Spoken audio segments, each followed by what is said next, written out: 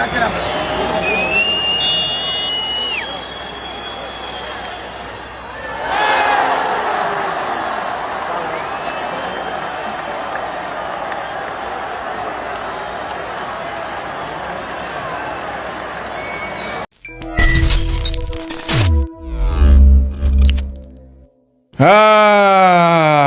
encore des occasions ratées. Ah.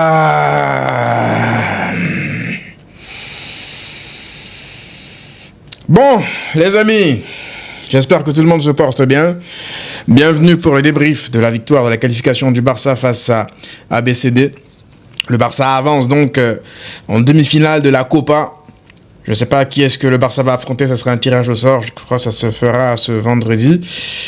Waouh, par où commencer? Déjà, beaucoup de gens pensaient que ça serait un match facile parce que c'est une équipe de deuxième division, qui plus est milieu de tableau maintenant de deuxième division. Mais non, en fait, Albacete, ils ont sorti le Real Madrid, c'est pas par hasard, hein. C'est pas une anomalie. Ils ont sorti le match qu'il fallait faire pour sortir le Real Madrid. Mais vous savez, avant d'aller plus loin, cette vidéo est sponsorisée par mon partenaire Red Food, site de vente de maillots en ligne. Ils m'ont fait parvenir ce survêtement que vous pourrez trouver sur leur site. Si vous achetez 3 articles, ils vous offrent un maillot supplémentaire de votre choix gratuitement. Si vous achetez 5 articles, ils vous offrent 2 maillots supplémentaires de vos choix gratuitement. La procédure pour avoir les maillots gratuits se trouve actuellement à l'écran ou alors en description. Et si vous utilisez le code de réduction Massian, vous aurez 18% de rabais sur la totalité de vos achats. Encore une fois, tous les détails en description, les amis. Qualification donc du Barça face à Albacete. Ça n'a pas été facile et je pense que toute personne qui pensait que ça aurait dû être facile, la vérité, ça aurait dû être facile. Ça aurait dû être facile. Et tout de suite, je vais parler des choses qui m'ont dérangé. Tout de suite, on est dans la continuité du match face à Elche. Les amis, on va se rendre les tâches compliquées si on continue comme ça. Là, c'est bien de parler de défense. Là, je vous le dis, c'est pas la défense qui m'inquiète. Là, contre Elche, je vous ai dit, c'est un day off. Je peux pas m'inquiéter. Je peux pas faire de ça une généralité et me dire, ah ouais, bon, on va s'inquiéter, on marque pas de but. Non, le Barça de Flick, en règle générale, lorsqu'il génère autant d'occasions, surtout en 2 matchs, il marque beaucoup de buts. Donc là, ça fait 2 matchs de suite. Et pourquoi tu as ce scénario-là où tu as l'impression que défensivement, tu es à la ramasse et que... Voilà, dans tous les matchs du monde, c'est pas que le Barça n'a pas de défense ou quoi que ce soit. Dans tous les matchs du monde, une question de momentum, de scénario. Si tu ne réussis pas à tuer ton adversaire lorsqu'il est chez lui, à domicile, devant son public, et qu'il marque un but dans les 10 dernières minutes pour avoir de l'espoir, ça va être exactement le même scénario. Le Barça, aujourd'hui, ça aurait été même, je pense, au Camp Nou, ça serait pareil, en fait. Si tu n'arrives pas à tuer ton adversaire, on l'a vu plein de fois, ben, les 10 dernières minutes, il va sortir. Surtout, là, il est surmotivé de marquer un but.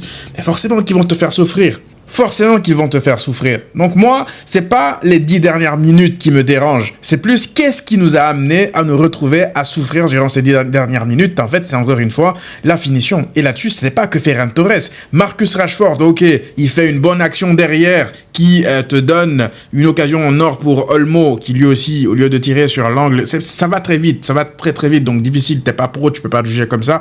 Mais voilà, tu rates cette occasion-là. Marcus Rashford te crée cette occasion-là, mais je suis désolé, première période, ce match-là, on doit ouvrir le score beaucoup plus rapidement. En fait, ce type d'équipe-là, Albacete, deuxième division, qui sont là, qui jouent un peu le match de leur vie, le public est là déjà pour les chauffer. Tu entends les Puta Barça en début de match. Voilà, ils ont créé une atmosphère hostile. Donc, ils sont là, en fait, pour essayer de te déstabiliser le plus possible avec des trucs qui sont pas forcément en rapport avec le football. Donc, si toi, t'arrives pas à éteindre le public le plus vite possible, ben, tu te rends ces matchs-là piégeux encore plus qu'ils ne sont, en fait. Tu te rends ces matchs-là compliqués alors qu'ils ne le sont pas dans la réalité. Albacete, tu vas les jouer sur terrain neutre, tu vas les rejouer même chez eux 1 million de fois. Ça, c'est possible, en fait, que tu tues le match avant même la mi-temps. Sauf que le Barça ne le fait pas. Tu attends à la 37e minute que Lamine, on va parler de Lamine tout à l'heure, mais je me focus un peu sur ce qui m'a vraiment trop dérangé. Le face-à-face que Marcus Rashford y rate, je suis désolé, c'est impardonnable. Parce que là, c'est Albacete. On l'a fait contre Elche. Ça a failli nous être préjudiciable, mais on met le 3-1.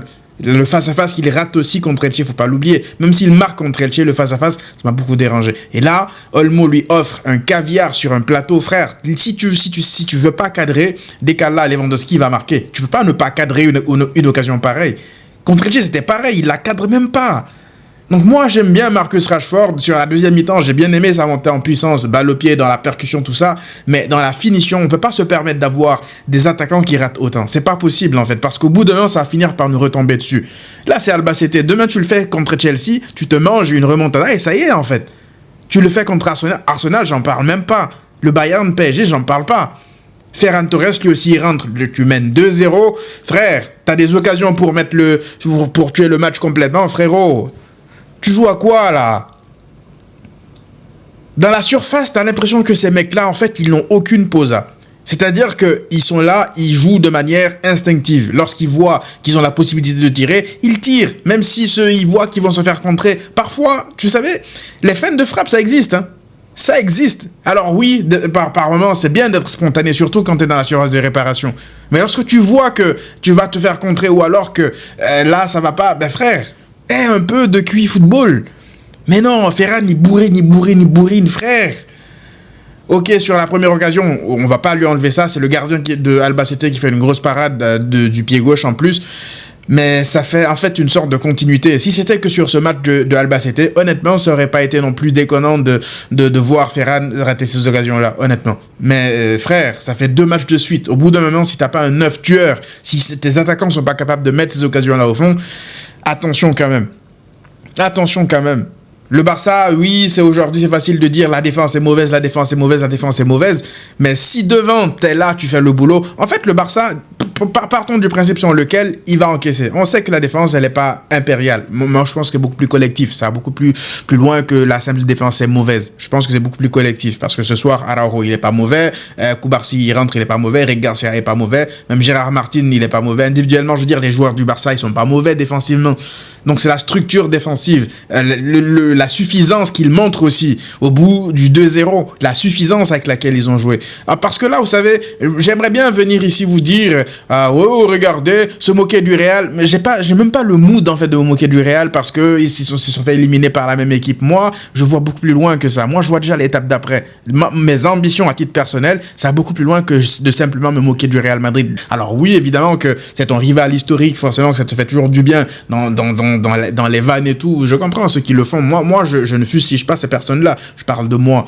Moi, là, ce qui me dérange, c'est pour la suite. Attention quand même pour la suffisance. On a vu, moi, en tout cas, j'ai vu la même suffisance un peu contre Chelsea. Lorsque tu rentres les mains dans les poches comme ça, t'arrives, tu penses que tu vas le faire juste par ta qualité technique.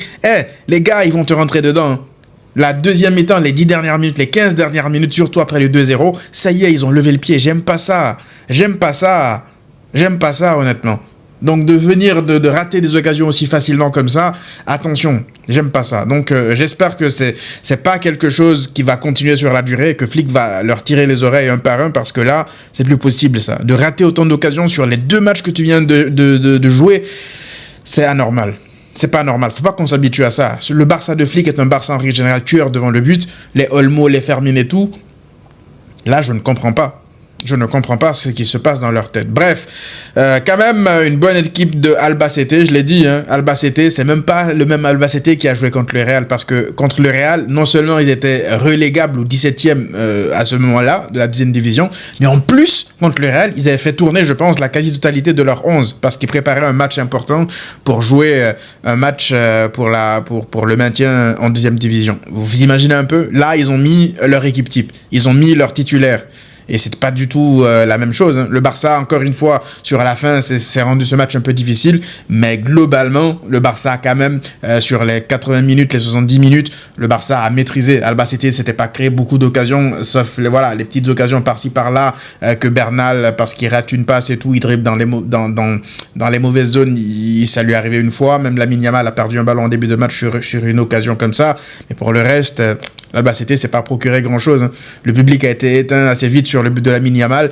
Lamine Yamal, justement, parlons-en. En fait, là, le but que Lamine Yamal, il met, c'est un but instinctif. C'est un but, en fait, j'ai l'impression qu'il maîtrise ce geste maintenant. Parce que pour ceux qui se rappellent, je pense que c'était contre Como, lors de la pré-saison, le match de pré-saison contre Como. Il marque un but pareil. Le ballon, il arrive, il a même pas le temps de le contrôler. En fait, il prend le gardien à contre-pied. Il enroule, comme elle vient, petit filet opposé.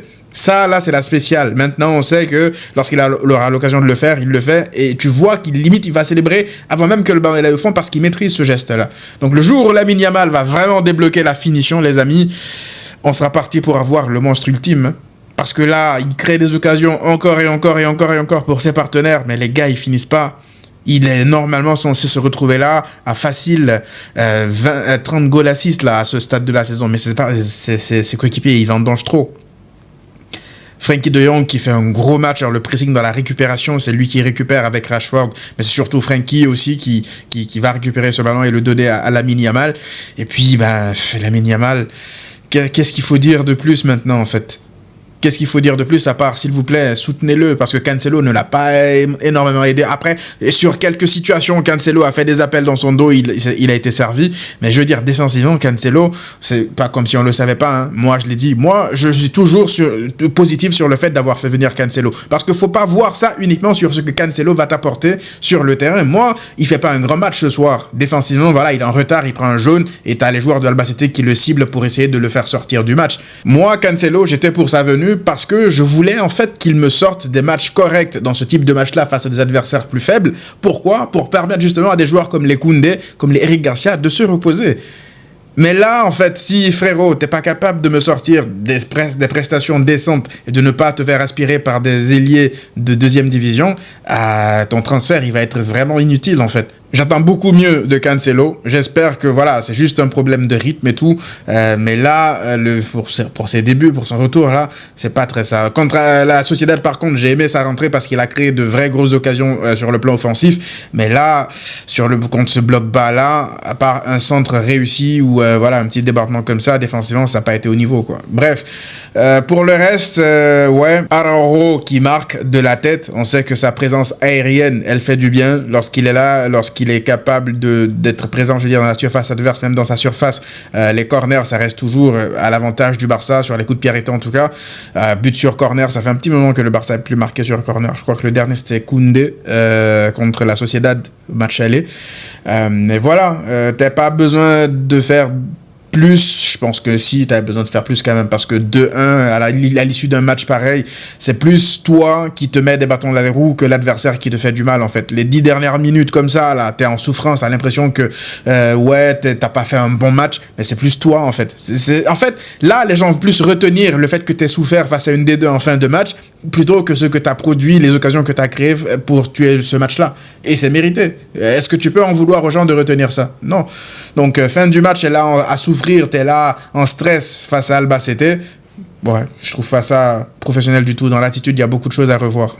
Si on veut en tout cas aller faire une meilleure saison en tout cas que la saison dernière, même si je pense que beaucoup n'y croient pas, en tout cas sur le plan Ligue des Champions et tout, il va falloir montrer une meilleure attitude que ce qu'on a vu sur la fin après le 2-0 là. Bref les amis, dites-moi vous qu'est-ce que vous en pensez dans les commentaires. On se retrouve probablement pour l'avant-match du match contre Majorque. Donc voilà, à très vite.